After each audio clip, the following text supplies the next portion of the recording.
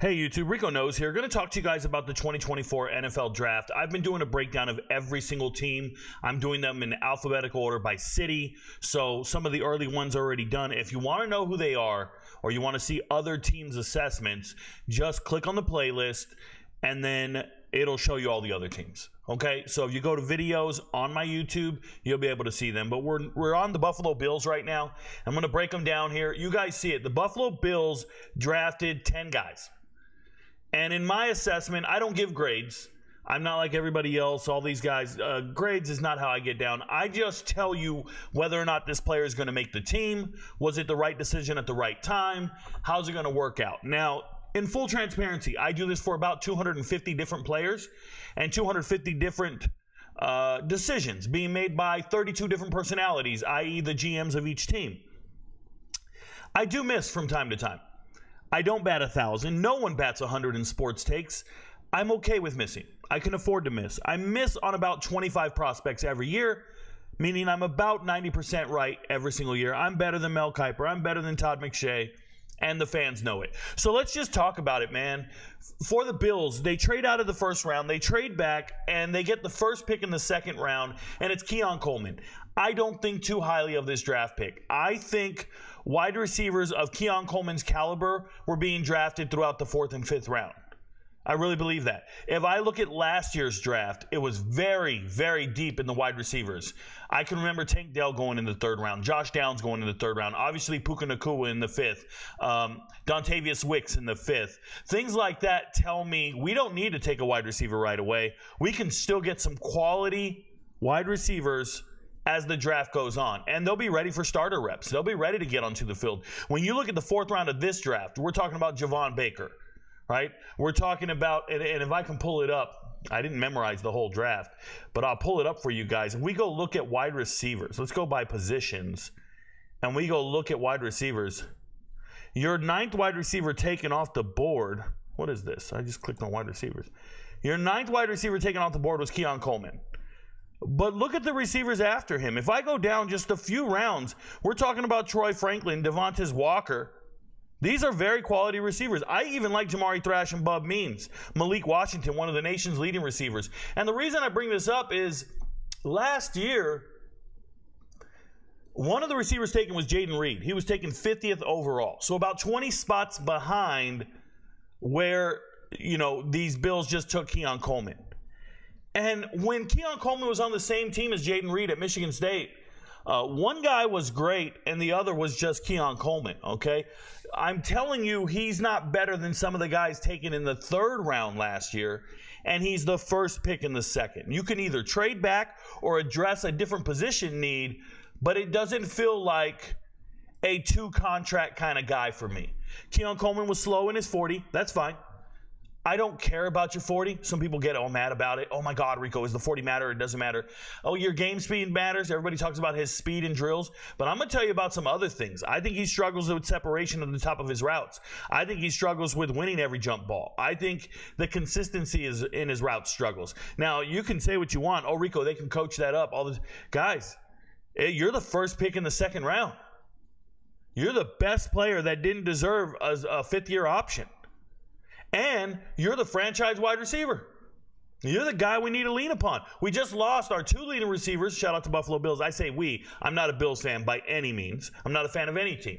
I just do analysis. What I'm saying is Buffalo lost their 2 leading receivers, and they're replacing it with Keon Coleman. And if you look, they didn't double dip at wide receiver, which is absurd. How do you not go get a wide receiver later in the draft and try to address that position group? Because they need the help. Right? Shakur's there, but like when I look at it, you couldn't double dip because you missed and you drafted out of order. I'm going to explain that here in a few. If I was doing this draft pick, the first pick of the 2nd round, I'm taking JPJ. Like I'm not kidding. Let me show you guys. Rounds, 2nd round. I know I have a need at center. I'm taking Jackson Powers Johnson right here, first pick of the 2nd round.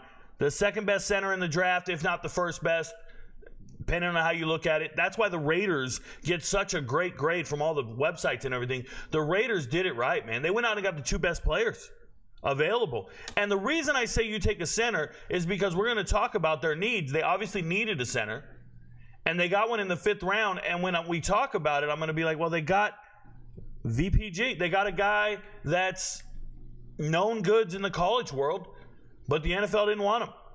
But I don't want to get ahead of myself. I just think that a wide receiver, first pick, 2nd round, can't be Keon Coleman. It can't. It has to be somebody else. You have to trade back. You have to do something else. You don't take Keon Coleman right there. He's not as good as you guys think he is. I get it. He's funny in interviews. But it's not going to be funny when your wide receivers aren't who you thought they were. That's Kelvin Benjamin, just a little shorter. A little less polished. And that's not a good comp, okay? 2nd pick in the draft was Cole Bishop. I like Cole Bishop. Good player. Works hard. Blue-collar guy. A safety in the box that can help the run. Great size, 6'2", 200 pounds. I think you take him. I think if he fits your scheme, you take him. He helps you against the run. A liability in coverage right now. I wouldn't want him as the only safety on the field. He feels like a nickel safety. He feels like a guy who can come in and help you with some additional defensive backs on the field. A faster linebacker, if you will.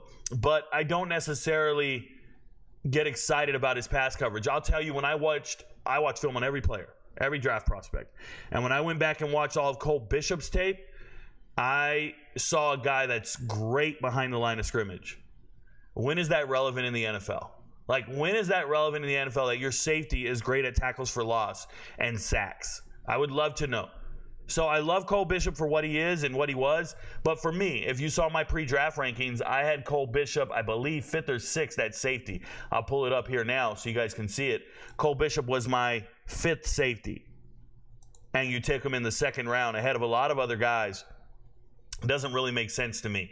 If you were ignoring the lack of speed and the lack of 40 times and the lack of, performance at the combine, if that's the case, you take Cam Kitchens right here.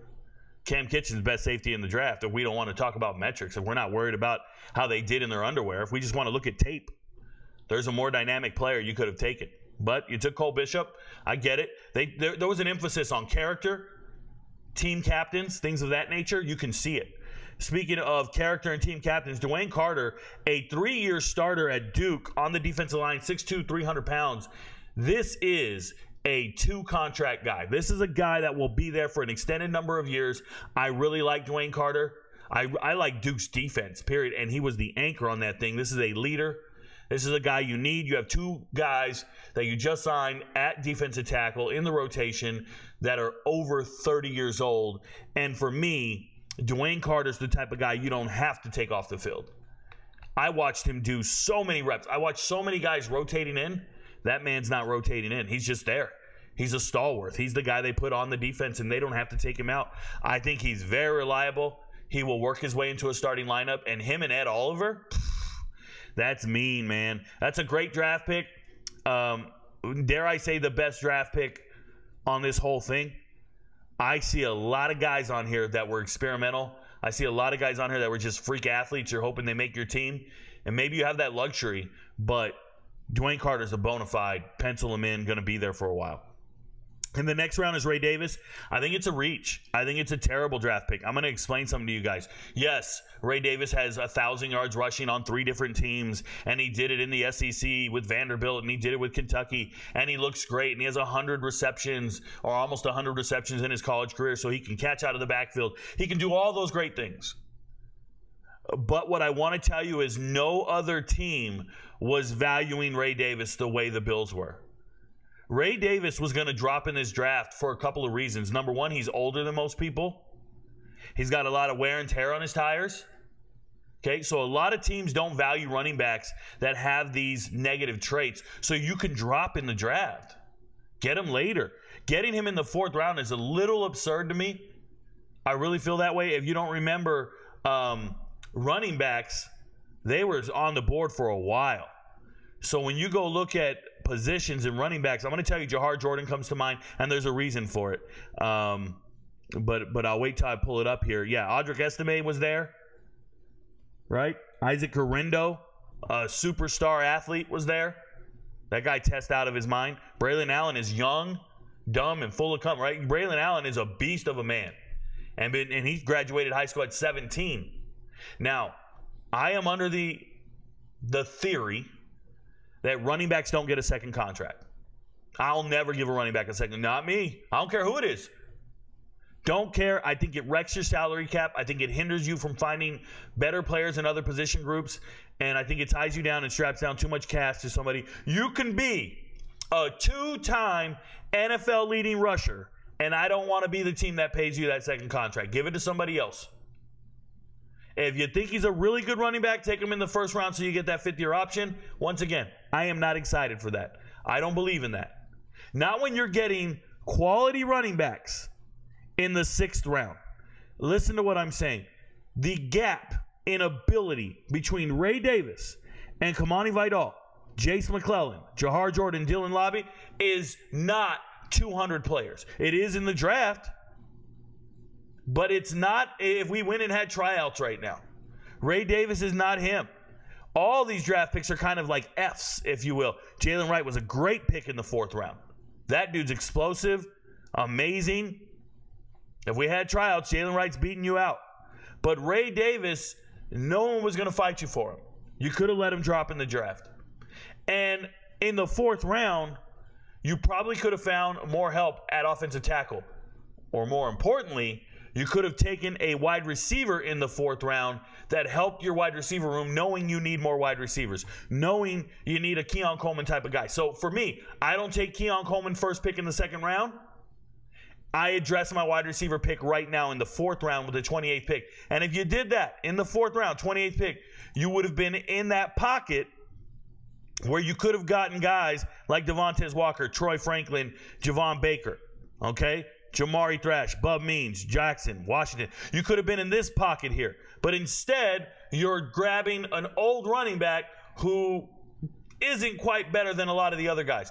And what that means is all your other picks become expendable. Like, I promise you, Tylen Grable is going to have a hard time making the final 53.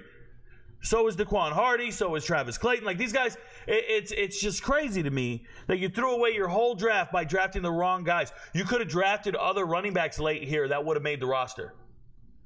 Like, if Ray Davis is making the roster, it's because of where you drafted him.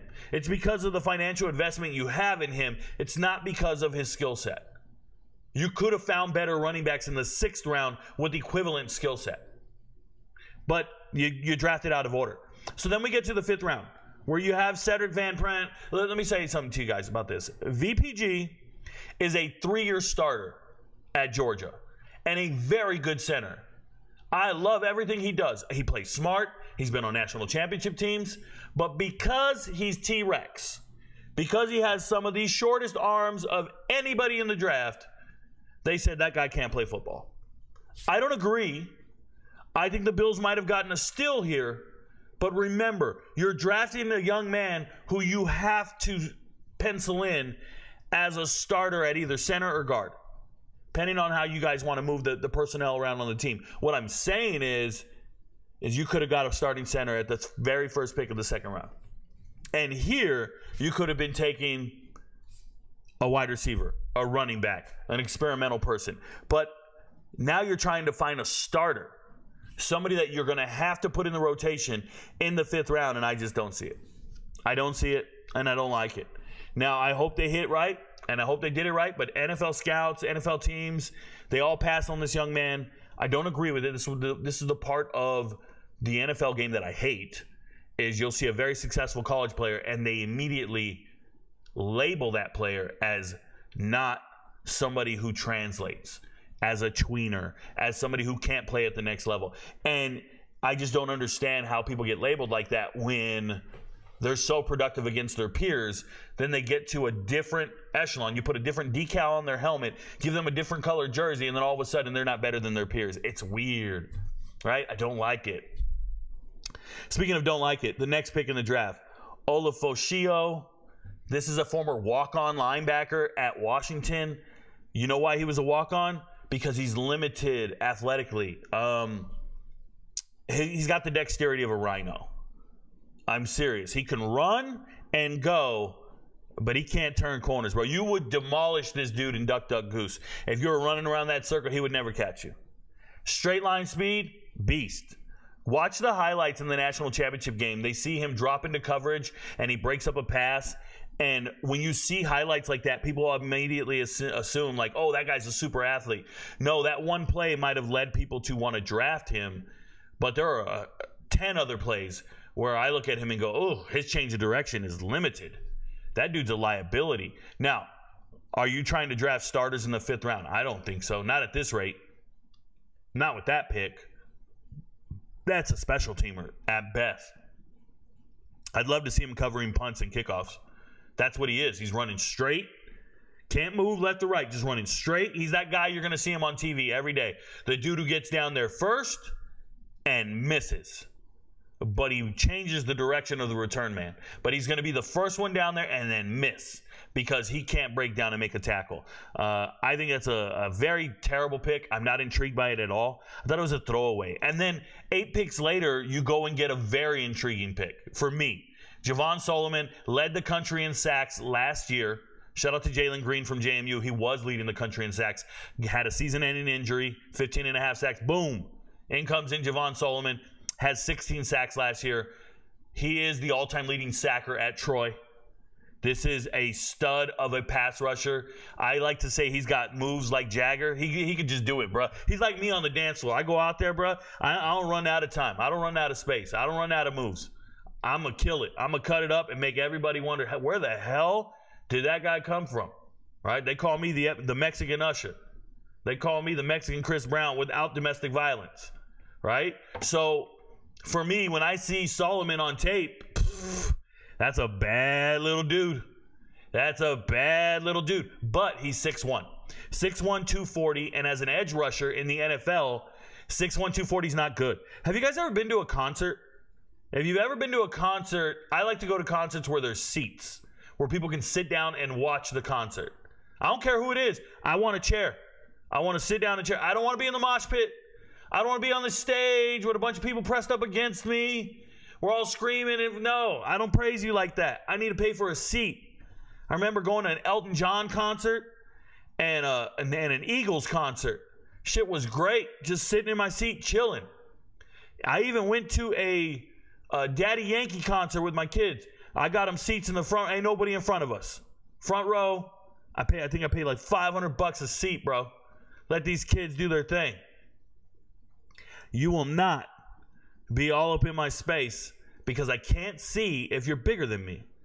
The worst thing that could ever, now I'm 6 feet tall, but this man right here, Javon Solomon, is 6'1".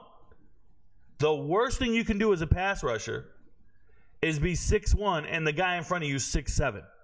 He's going to block your view. You can't see a thing. You need your seat. You don't have your seat. So you go to pass rush. You got every move in the world that matters.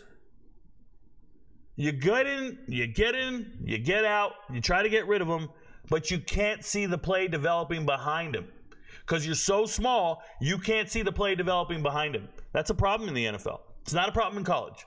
It really isn't. In college, if you're more athletic, you're better. You can club them, get rid of them. You can do whatever you want. It's like Dwayne Carter there. Dwayne Carter is a bull rushing dude.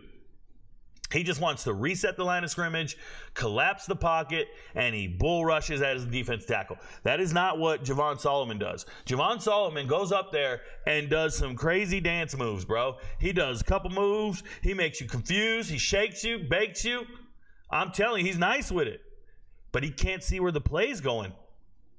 So he might dust you up, and he can't see where the play's going because that offensive tackle's too big. Can't see over him.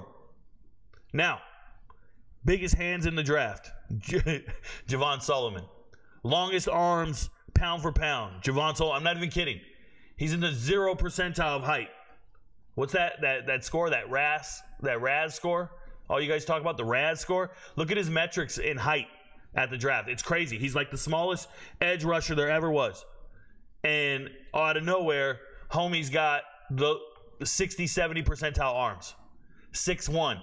Pound for pound, dude's walking around dragging his knuckles, bro. This is great when you are out there competing with other bigger men. You are out there actually using your arms and hands to get rid of them. It's a great thing to have. The reach is real. I love his skill set. I just don't know if he makes the team. I don't know if he's going to get to play. He feels like a guy for me. Okay, feels like a guy for me. I'm excited for him. I want to double check. Yeah, I'm so mad at myself I didn't put him on here. And the reason I didn't put him on the chart for defensive linemen, because I had to choose between him or Richard Jubinor, teammates, both on Troy. And I went with Jubinor instead. I watched so much tape of them. I've watched tape of them 2 years in a row now. Carlton Martial the year before, right? The all-time leading tackler and all this stuff. They're so good.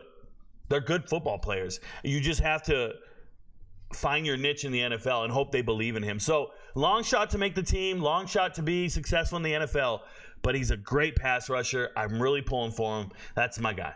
So shout out to him. Tylen Grable, the tackle in the 6th round out of UCF. If you go back to watch his huddle film, you'll be very surprised because you'll watch his high school tape and he's the quarterback. The starting quarterback in high school. So this was a quarterback in high school, goes to college, transitions to tight end, keeps eating, and now he's over 300 pounds, and he's an offensive tackle. Now, yes, at the combine, he had the second fastest 10-yard split. 10-yard split matters for linemen. You're not running for more than 10 yards. So just seeing their athleticism and their skill, he has immense athleticism. He's a little bit better athlete than some of these other linemen because he was a quarterback, because he was fancy, because he was doing things. I don't know what value he brings to your team. And that's why I'm trying to say, if you needed help at offensive tackle and you were trying to find somebody, this is not the place to get it in the 6th and 7th round. Nope. I would have taken an offensive tackle in the 4th round with that Ray Davis pick. You could have found a really quality offensive tackle in the 4th round. Okay? And then in the 6th round with this pick, this is when you go get the Dylan Lobbies of the world, Jahar Jordans. This is when you go and get those 6th round running backs that would have been very equivalent or comparable to Ray Davis. Kamani Vidal. Shit like that. Like, there's players you could have got. You didn't have to do this, but you're wasting picks on just long shots. Now, shout out to Daquan Hardy. I like the kid. Played at Penn State. He's only 5'9". Blazing fast. 4.32, 4.3, 4.40. Third fastest 40 among all players at the combine. Extremely fast. I think his value is going to be at punt return. And with the new kickoff return rules, let's get this guy returning kicks and punts. But I don't necessarily see him as a dependable defensive back just because of his size limitations. I love little dogs. I love little dudes out there balling. But 5'9" is a lot to ask when the receiver in front of you is 6'3". And his arms are that much longer than yours. Like, it's just a lot to ask. So good luck to Hardy. And then Travis Clayton. Travis Clayton is from England, never played college football that I know of. A former rugby and soccer player. They tell me he's over 300 pounds, and he ran a 4.7 940, which is a freak athlete. Total project, total shot in the wind, and that's fine. That's when you take that stab in the dark in the 7th round. I'm okay with it, drafting a physical freak. But in the 7th round, when this pick was taken, Brennan Rice was still on the board. The other USC receiver, I'm forgetting his name right now, Taj was still on the board, Taj Washington. Vele, Vaughn, right? The kid from Utah. Receivers that could be better than some of the receivers on your team. So you could have double dipped again in the receiver room late in the draft, and you didn't. So what are you doing? You're picking up receivers in undrafted free agency at a cheaper rate? I don't know. But Travis Clayton was not going to be drafted by anyone else. You didn't need to draft him. That's a guy from England who's not a football player. There's no reason to waste that draft pick. Nonetheless, I'm a little underwhelmed by the Bills draft class. I think they got one starter out of this whole thing in Dwayne Carter. Everybody else is going to be a long shot to be a double contract guy. I would say Cedric Van Granger has just as much chance as making it as a starter in the NFL as Keon Coleman. And don't you forget it. Your friends don't know, but Rico knows. Hope you guys watch the rest of the series. Peace.